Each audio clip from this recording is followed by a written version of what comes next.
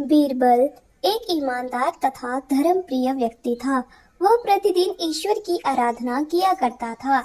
इससे उसे नैतिक व मानसिक बल प्राप्त होता था। वह अक्सर कहा करता था कि ईश्वर जो भी करता है मनुष्य के भले के लिए ही करता है। कभी कभी हमें ऐसा लगता है कि ईश्वर हम पर कृपा दृष्टि नहीं रखता, लेकिन ऐसा होता नहीं। कभी कभी तो उसके वरदान को भी लोग शाप समझने की भूल कर बैठते हैं। वो हमको थोड़ी पीड़ा इसलिए देता है ताकि बड़ी पीड़ा से बच सके।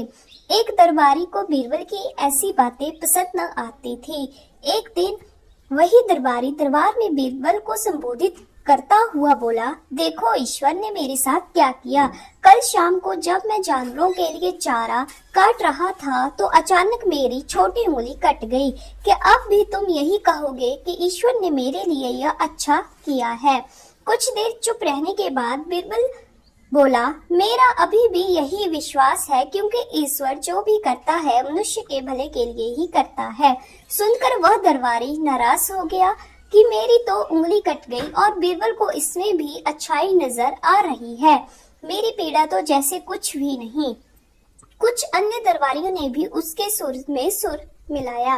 तभी बीच में हस्तक्षेप करते हुए बादशाह अकबर बोले, बीरबल हम भी अल्लाह पर भरोसा रखते हैं, लेकिन यहाँ तुम्हारी बात से सहमत नहीं। इस दरबारी के मामले में ऐसी कोई बात नहीं दिखाई देती जिसके लिए उसकी तारीफ की जाए।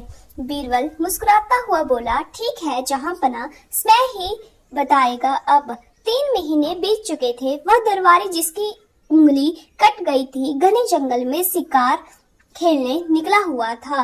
एक हिरन का पीछा करते वो भटक कर आदिवासियों के हाथों में जा पड़ा। वे आदिवासी अपने देवता को प्रसन्न करने के लिए मानव बलि में विश्वास रखते थे। अंत वे उस दरबारी को पकड़कर मंदिर में ले गए बलि चढ़ाने के लिए, लेकिन जब पुजारी ने उसके शरीर का निरीक्षण किया तो हाथ की एक उंगली कम पाई। नहीं, इस आदमी की बलि नहीं दी जा सकती। मंदिर का पुजारी बोला, यदि 9 उंगलियों वाले इस आदमी को बलि चढ़ा दिया गया तो हमारे देवता बजाय प्रसन्न होने के क्रोधित हो जाएंगे। अधूरी बलि उन्हें पसंद नहीं। हमें महामारियों, बाढ़ या सूखे का प्रकोप झेलना पड़ सकता है, इसलिए इसे छोड़ देना ही ठीक होगा। और उस दरबारी को मुक्त कर दिया गया। अगले दिन वह दरबारी दरबार में बीरबल के पास आकर रोने लगा।